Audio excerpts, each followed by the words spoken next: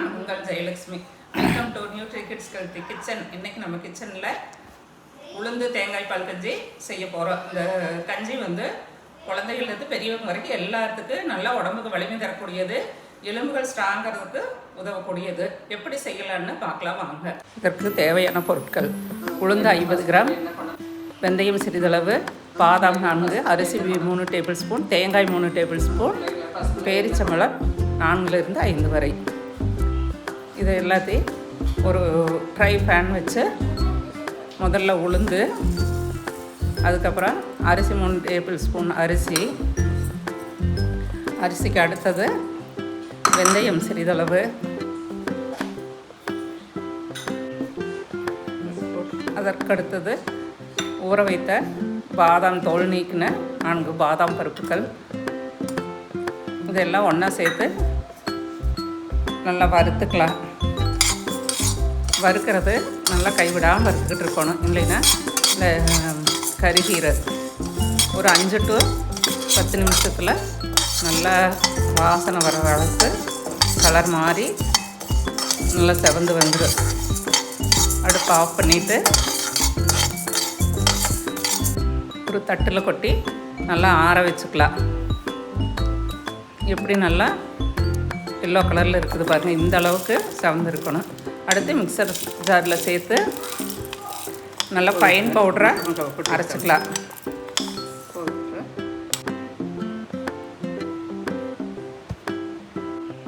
அரைச்சி வச்ச பவுடரை ஒரு சல்லடை வச்சு திப்பி இல்லாமல் நல்லா சளிச்சு பவுடரை மட்டும் எடுத்துக்கலாம். நாம் இந்த பவுடரை ஒரு ஏர்டைன் கண்டெய்னர் போட்டால் 1 மாதத்துக்கு யூஸ் பண்ணிக்கலாம். நமக்கு எப்பப்போ தேவையோ அப்போ எடுத்து கஞ்சி வச்சுக்கலாம்.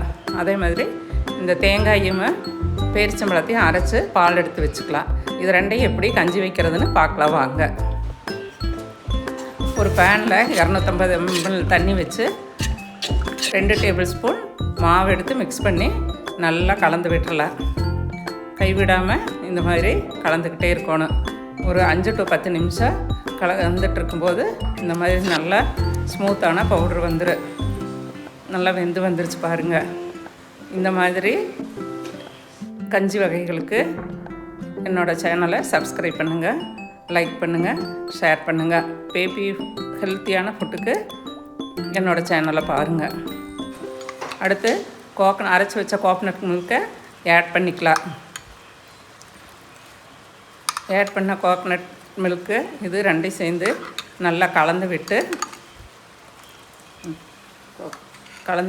ஒரு நிமிஷம் கொதிக்க விட்டால் போதும்.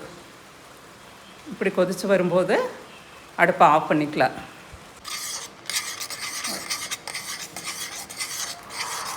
இந்த மாதிரி கிளறி இறக்கி வச்சுக்கலாம்.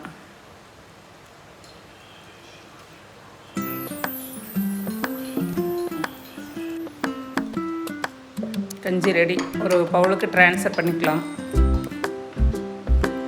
இந்த கஞ்சி ரொம்ப ஹெல்த்தியானது, நல்ல எலும்புகளுக்கு நல்லா பலம் சேர்க்கக்கூடியது. குழந்தைகள்லேருந்து பெரியவங்க வரைக்கும் இதை சாப்பிடும்போது உடல் வலிமை பெறும்.